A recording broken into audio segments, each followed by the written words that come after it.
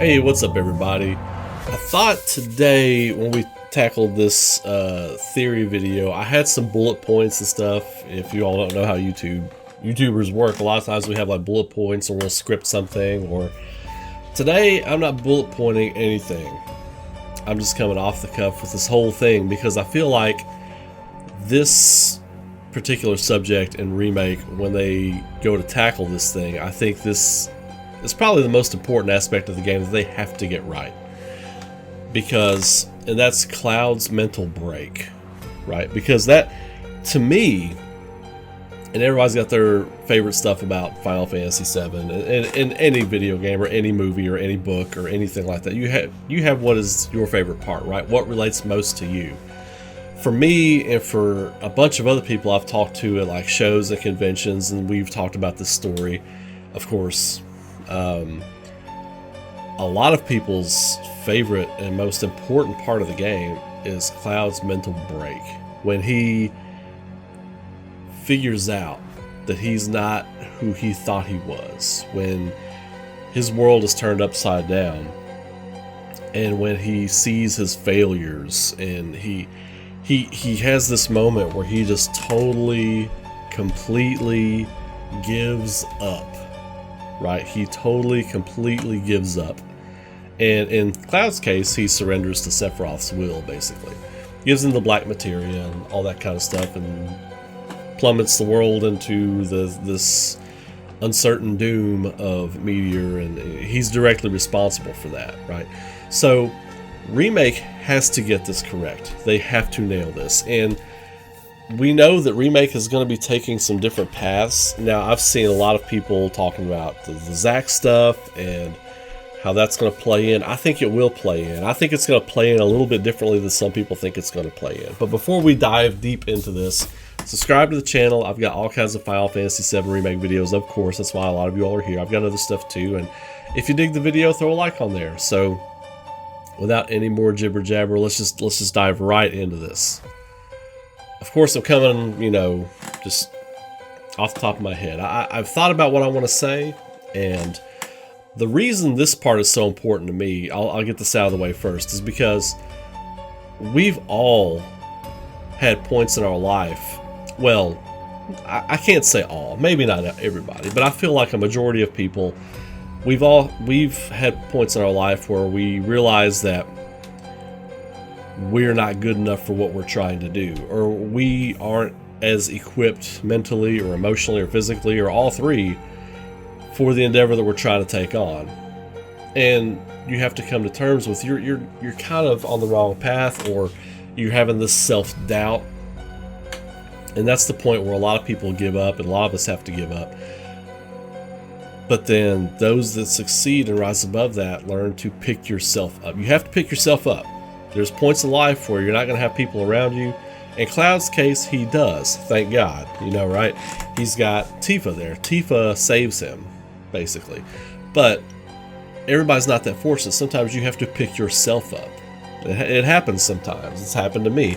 So that's why this part of the story is so relevant to me. So that's why I'm like, man, they have to nail this. They have to nail Cloud's mental break and his, redemption from that. So, here's kind of how I think it's going to go down.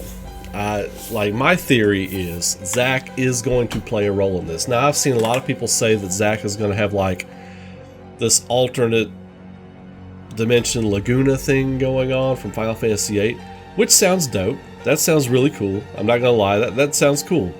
That's not how I think it's going to go, though. I think Zack is actually alive in the timeline. I think things have been changed, the planet moved things around, and I'll talk about that when I do the next video that's coming. It's my final Sephiroth video that I'm doing, and I talk about kind of the planet and what they did with Zack and all this kind of stuff. What I think they did with Zack. I could be completely wrong. Let me preface by saying in these videos, I'm not trying to come off like a know-it-all or like I'm just right. Some people, I've seen that in the comments. I've seen you all saying that in the comments. That's not what I'm trying to do. I'm just presenting a theory from a standpoint that I feel like it could be correct, right? You have to be certain. You have to be sure of yourself. You have to be assured. So I'm trying to present this from a standpoint of being assured this could be how it works. You have to be confident in your beliefs, and you have to be confident in the things you put out there. So I'm trying to be confident. But if these things are completely off base, I will always be the first one to say they're completely off base. So with that being said, I think Zack's going to play a role. I think Zack is in Wutai, or he's in some other place where people oppose Shinra, Avalanche. I don't know if he's going to be in Avalanche, but I think he will have something to do with Avalanche, much like Cloud is right now. Except for Zack will still be Zack. Zack will still be the charismatic, bringing people together, loving guy that people just gravitate toward, right? That's kind of the difference between Zack and Cloud. Now, I don't know if this will play in to Cloud's mental break or have anything to do, but for my money, Zack has people gravitate toward him. Like, people are drawn to Zack. Cloud doesn't have that going on. Cloud's a loner. Like, that part of Cloud is still intact from all the experiments and stuff, because he was kind of a loner before. He didn't play with the other kids. That's kind of core to Cloud, right? Standoffish, lone wolf, the whole Fenrir thing, that is at his core. But Zack brings people together. So Zack is still going to be that guy. So he's going to have people gravitate toward him. In Integrate, we could actually hear something from Yuffie or Sonnen about that other Soldier First Class guy. Well, isn't there a Soldier First Class guy that's been helping us out in Wutai? We could hear something like that. Wouldn't that be a jaw-dropping moment for everybody? Like, what? But for Cloud's mental break, I think it's going to have something to do with Zack. I think, there's going to be some tragedy. There have to be some kind of tragedy, right? And I still think they're gonna throw us a red herring with Aerith. We're gonna think something's gonna happen to Aerith, which I still think she will meet her fate at some point in the story. I still feel like that's relative, but I feel like Square Enix wants to throw us a curveball. They don't want you to see it coming. That's the thing. When you first played it, many of us, when we played it the first time before we knew the spoilers and stuff, you didn't see it coming. That's why it had the emotional weight, right? To just throw that out there for you all over again, just to relive it and be like, oh, here it comes. Oh, there it was. They did it. They did it. Good job, guys. Good job. You did it. That's not what they want.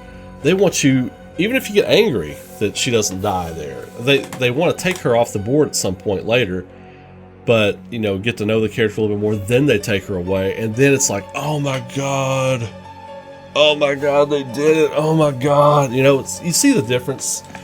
And I think Tifa is going to get mortally wounded in some way. Like, she's going to be like, get hurt or whatever, and that is going to be the thing that triggers Cloud. Because, here's why I say that. Hear me out. Remember in Remake, the first game, when Cloud's like, I made a promise to a friend a long time ago, it seems like she's in a bit of a bind, he was talking about the promise they made, he even has the flashback when, I think it's chapter 4, when they're going to get the explosives for Jesse. He looks up and he remembers the scene where they make the promise together. That's kind of an important part of the first Remake game. That's the reason he still helps and he wants to be there for Tifa and Avalanche, because of that promise, right? You take that and you twist it and you take it away, because Sephiroth knows that now. Sephiroth doesn't seem as interested in Aerith this time around as he seems interested in Cloud, right?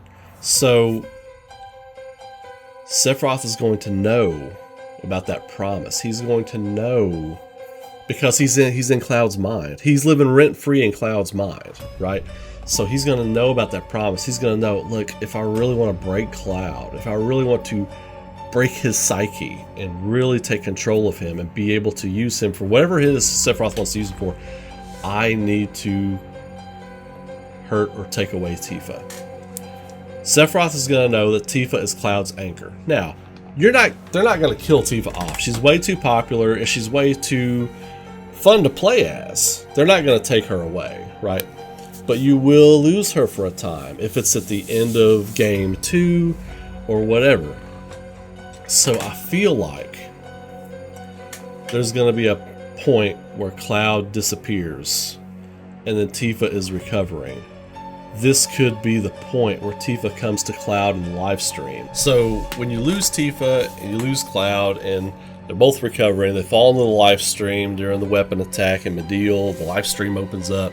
You can still do that. You can still do that way. You have to find a way to get Tifa's recovering body there. I mean, maybe she's on, I don't know, maybe she's on the high wind or something, because at that point I think you have to have the high wind.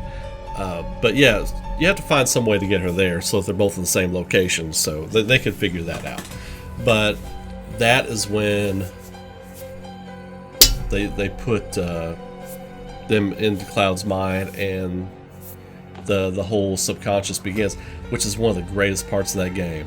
It is one of the greatest parts of that video game when you're putting Cloud's consciousness back together and it's playing I think it's the Who Am I track, and it 3D zooms into the different parts of his memory and everything. That is so beautiful. It's so good, and that has to remain precise.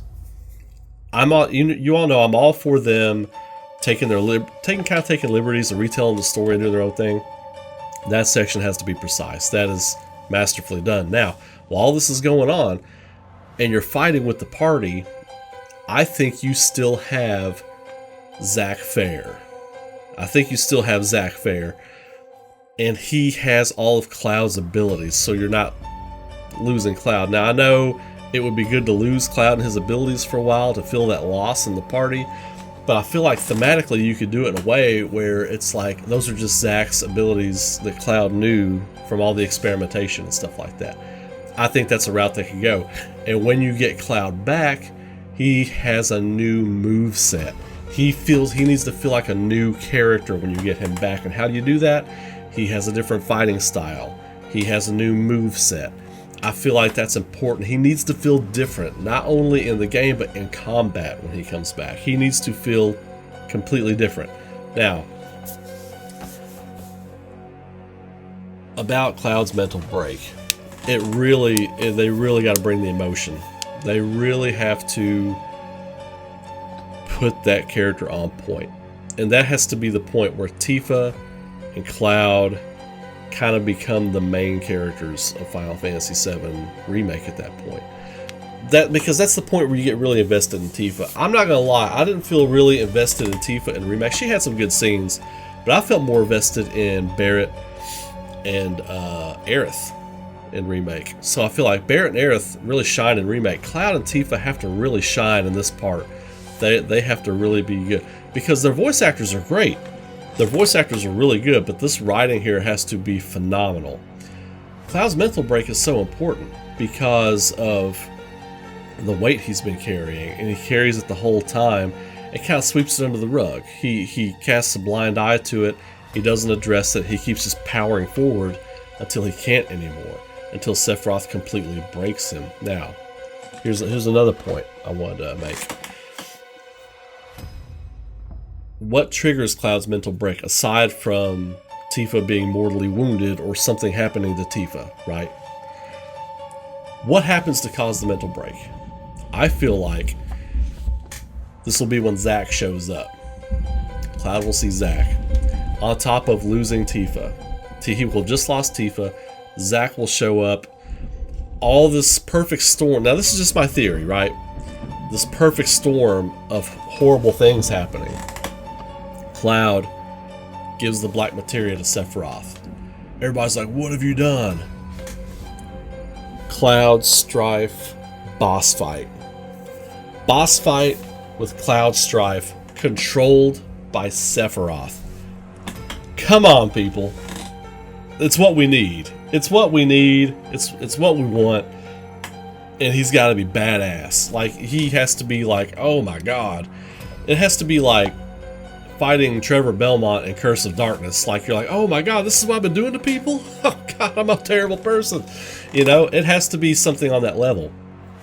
And I could see, like, I could hear the music being some kind of mix-up or mashup of the main theme and those chosen by the planet, with like some guitar, some rock guitar thrown in there, and like a little bit up tempo. Can you imagine like main theme with like an ominous choir up tempo with some guitar and stuff as you're fighting Cloud, this desperate battle? You just lost Tifa.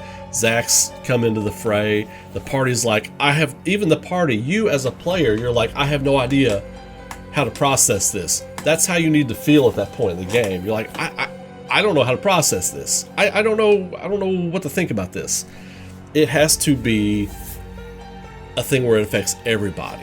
It rips everything you've done to that point apart in the game. It just tears down the curtain, and it exposes all of Cloud's weaknesses and all of his all the pent up and blocked emotions and all the uncertainties and things he'd been feeling. Because I think one of the things that should lead to Tifa being taken off the board for a while is her confronting Cloud, being like, look, none of this stuff you say is accurate. What is going on? Who are you? Are you Cloud? You know? And then that's the moment where Sephiroth swoops in to do whatever he wants to do with Tifa. And Cloud, being mentally incapable of stopping him, he fails to save Tifa, and then spirals him out of control. And can you imagine, like, the boss fight, like part of the background of the boss fight is like Tifa just kind of like laid out on the ground, like you can't get to her, like you can't heal her or anything, and then Cloud just kind of coming at you, just like screaming, like you can hear Cloud screaming and roaring, and just like he's like an animal, he's like not himself, he's just like lost his mind, he's like, and it's like this deep, painful, emotional kind of like guttural groaning, you know, like he's just like, can you imagine? I mean, I think that would be dope. I think that would be dope, and I would love, I just want to hear that music now. Like, this probably won't happen, but now I want to hear that music. I might have to hit up Alex McCall and see if he can make something happen. You all hit him up and describe that track to him and see if we can make that happen at some point. I want to hear that. I want to hear that. I know he can do it. But that's my Cloud's mental break theory. Now, here's the thing too. Like, when he comes out on the other side, Tifa gets him out. Him and Tifa, they're back. They're okay. They're better. Like, when you come out the other side of something like that, like some kind of like horrible mental break, he needs to come out better than before. He needs a new move set. Like, you know, and even they could do like a little pop-up thing in the game, be like, you know, Cloud's moves were actually Zack's moves, and now he's, you know, you're learning kind of a new move set, and it lets you kind of get fresh with Cloud, or get fresh with Cloud. Hey Cloud, what's happening? What's happening? I'm getting fresh with you. It helps freshen up the Cloud character, you know, because we know how it is, especially if you like me, you grind through a game, you get to a point where you're just like mashing and it's just repetitive, and this lets you hit a reset on Cloud, not on his levels and stuff. He still needs to have his levels and everything you've grinded to get, but maybe the way he does things, maybe he learns some new moves, maybe keep a couple of moves or whatever just so he has some stuff to use in combat, but you can learn some new moves, or things change, and the way he holds a sword, or the way he spins, or the way he moves in battle changes, you know. He needs to feel like a new and improved character at this point. And of course you'll get Tifa back, so it'll feel nice to have her back and spam Star Shower like I do. But I think this is something that could happen. I feel like this is a direction that could go. I've been wanting to do this video for a while because this is kind of, to me, it's the most important part of Final Fantasy VII. It's Cloud's mental break and him climbing out of the well that he falls into, stone by stone, with Tifa's help behind him, pushing him. You know, this is the point. And I feel like all those shots in the first remake, where they're saving each other, Cloud grabs her, she grabs Cloud, that's like, it's all foreshadowing. All those shots, they're all foreshadowing.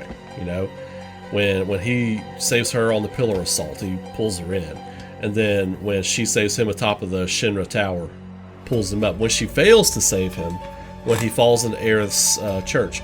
Like, all these things are important, and it's all foreshadowing. It's all foreshadowing for this moment. And of course, the end of the game where she grabs him when he's getting ready to fall into the live stream again after they beat Sephiroth. And then, but yeah, that's a constant theme throughout the game, and I can't wait to see how they tackle this. But so there it is. That's my big theory on his mental break. I think that's how I'd like to see it handled. There's some other things they could do and some other ways to mix it up, but I think for the most part, I kind of like that scenario. But anyway, let me know what you all think. Post your thoughts below. Let me know your theories on Cloud's mental break. What would you like to see in there? Did I leave something out that maybe you would like to see handled a different way, or would you like to just see it done a completely different way? Let me know. Get the conversation started. But y'all have a great day. Have a great weekend. Keep rocking. Be safe out there. Be good to each other. And I will see you all in the next video.